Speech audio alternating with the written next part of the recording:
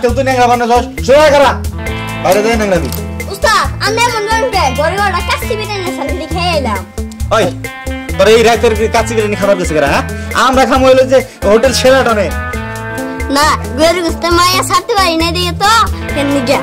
নন যাই ভালো করছস আর নো যাই তাড়াতাড়ি ওই বিমুর দলা এনে আবার জায়গা দখল করব ওগরে আগে যাই এনে জায়গা দখল করন না গো যদি আমার হইতি রে হ্যালো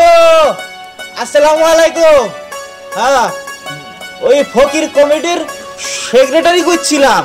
হ্যাঁ কি বললেন